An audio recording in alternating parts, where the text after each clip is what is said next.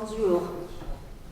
Ce 11 mars, un an après le début de la catastrophe de Fukushima, de grands rassemblements et de nombreuses actions ont eu lieu pour exiger la sortie du nucléaire dans tout le Japon.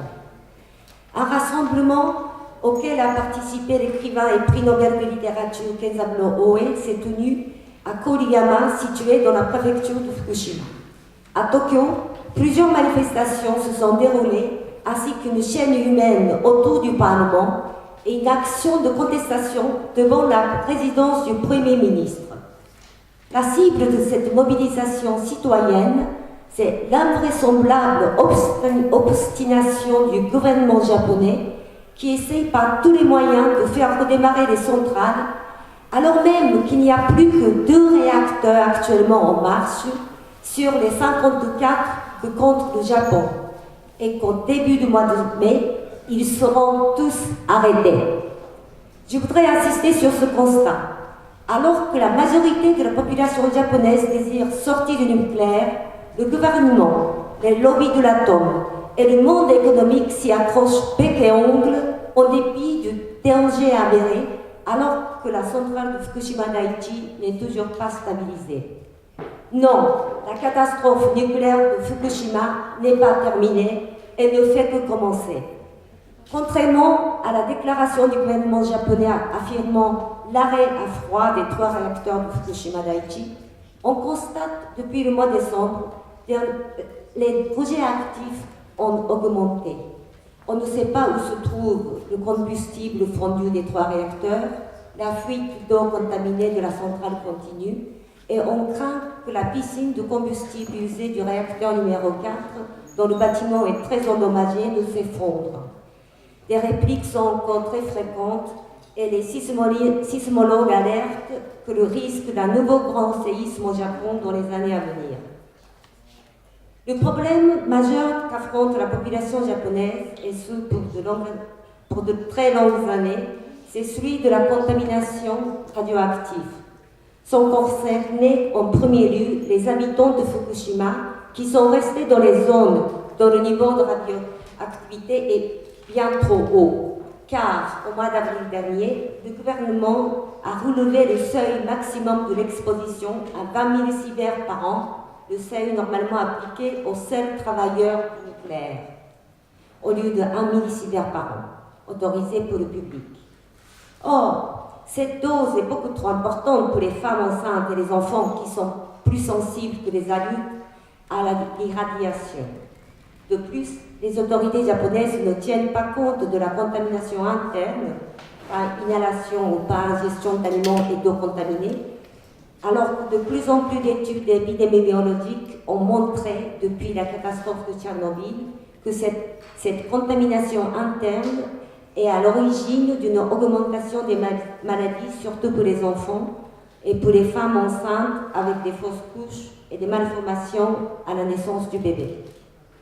Face aux multiples protestations, le gouvernement japonais n'a promis que de s'efforcer de se rapprocher du seuil d'un millisievert par an, ce qui veut dire concrètement que s'il va procéder à la décontamination des cours des écoles et de leurs environs, il n'a jamais envisagé d'évacuer les habitants.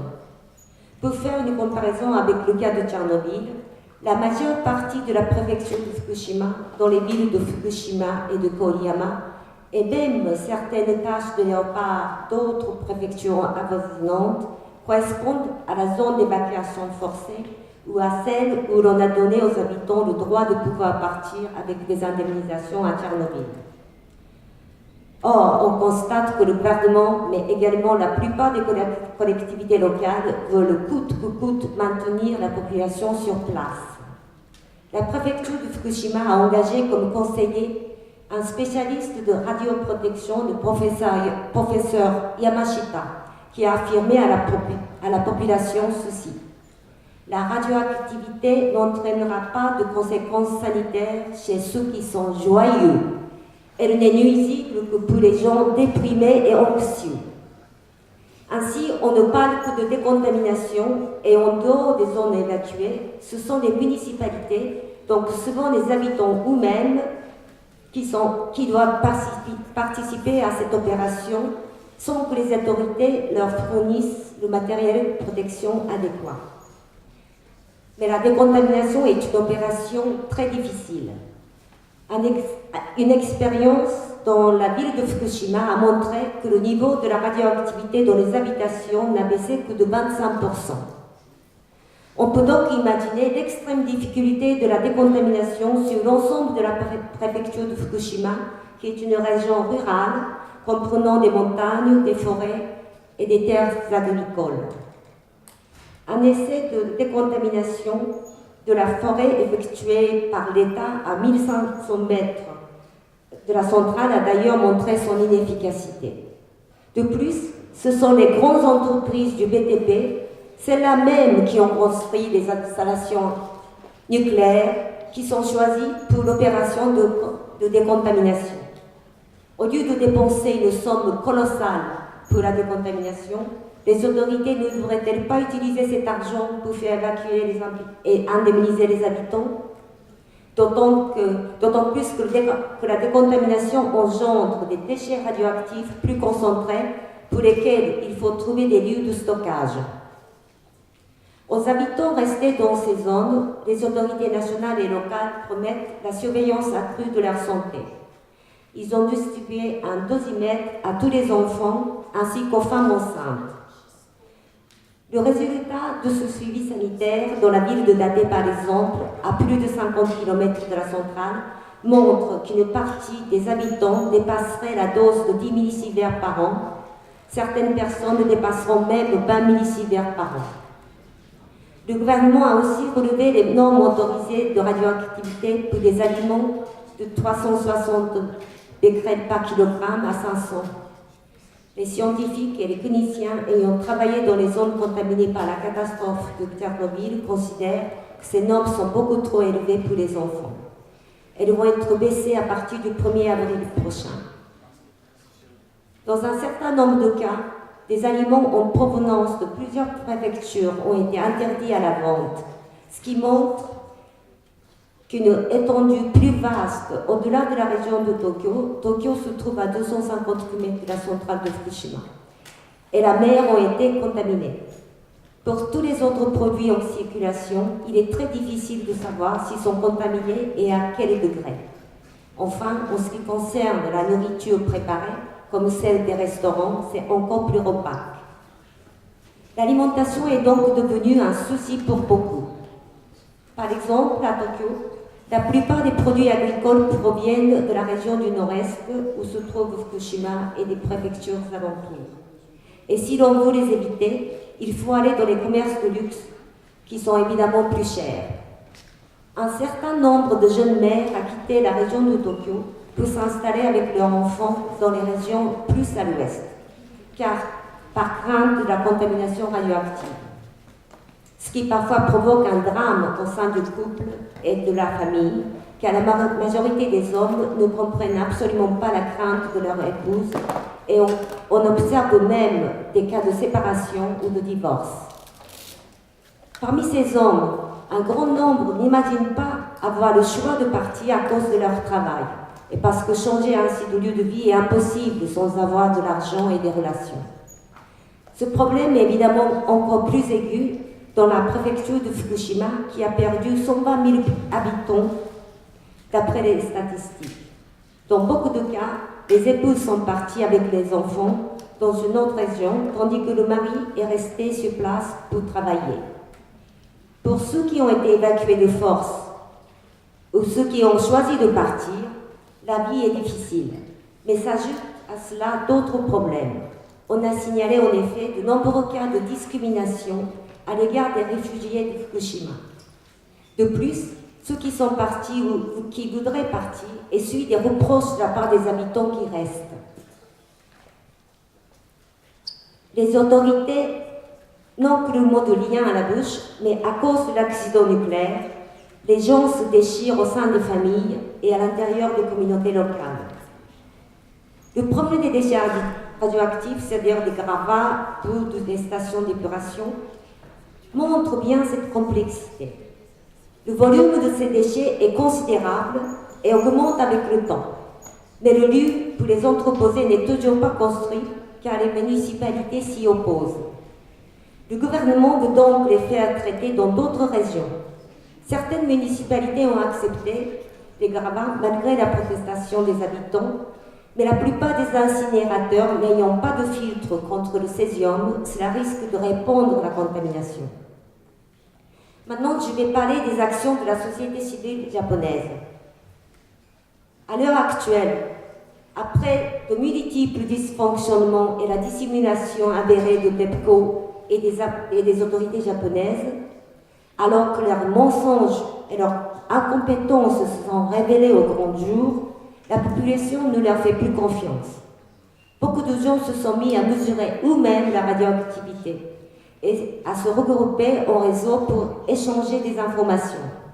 De nombreux centres de mesure de la radioactivité ont été créés par des citoyens à Fukushima et ailleurs.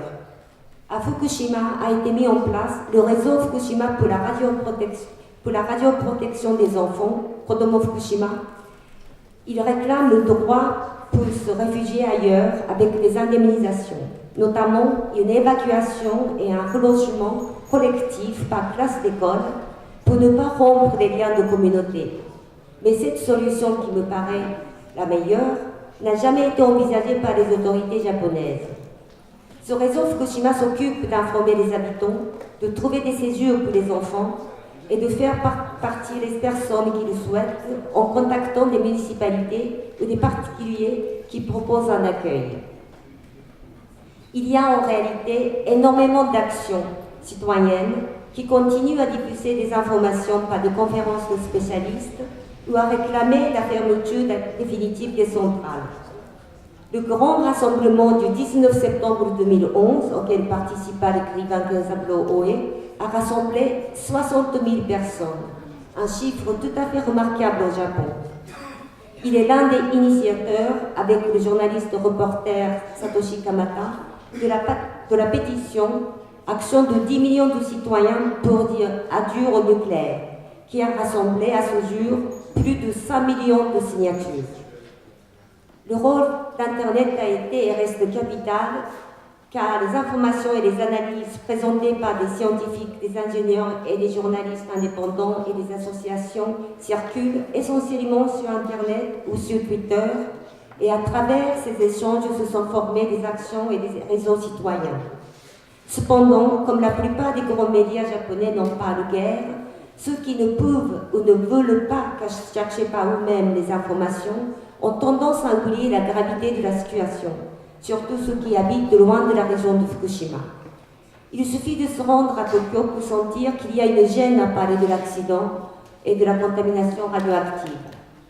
C'est un déni de réalité, mais comment vivre si l'on veut penser sans arrêt à la radioactivité ou à un séisme qui provoquerait un autre accident? On ne pourrait simplement plus vivre normalement. Et ce que veut la majorité des gens, c'est vivre normalement. Parmi de nombreuses actions de protestation, je vais citer un exemple qui me paraît remarquable. C'est le sit-in devant le ministère de l'économie à Tokyo. Initié par des femmes résidant dans la préfecture de Fukushima. Des femmes et des hommes venus d'autres régions et même de l'étranger se sont associés à cette action. En fait, cette vigie devant ce ministère emblématique a débuté le 11 septembre dernier. Avec leurs 3 tentes plantées au milieu du quartier ministériel, c'est dans l'esprit du mouvement Occupy Wall Street que des militants et des citoyens japonais essayent de créer un espace de contestation et d'échange démocratique. Malgré la demande quotidienne d'évacuation de la part du ministère et de la police et la visite parfois des militants d'extrême droite, ils tiennent bon. Après un hiver rude cette année à Tokyo, aujourd'hui, le 11 mars 2011, ils sont à leur 183e jour d'occupation. Je voudrais donc insister sur le fait que des gens qui n'étaient pas forcément des antinucléaires se mobilisent, et en particulier des femmes se vendent des nerfs, car elles ont compris que ni l'État ni la municipalité ne voulaient protéger et qu'elles ne pouvaient pas compter sur les informations officielles. J'ai récemment rencontré des gens de Fukushima venus témoigner en France. Ils ont dit les conséquences de l'action nucléaire sont irréversibles.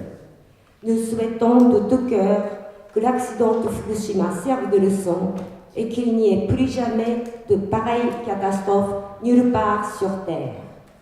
La France, avec ses 58 réacteurs et l'usine de La Hague et ses armes nucléaires, c'est le pays nucléarisé par excellence. C'est vraiment maintenant qu'on doit changer de politique et de sortir nucléaire pour nos enfants, pour les générations futures.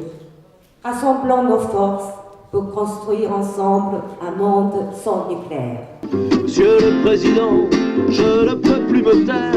L'énergie nucléaire peut tuer tous nos enfants. Pensez qu'au lendemain, les risques sont durables. La Terre incontrôlable vous suivez un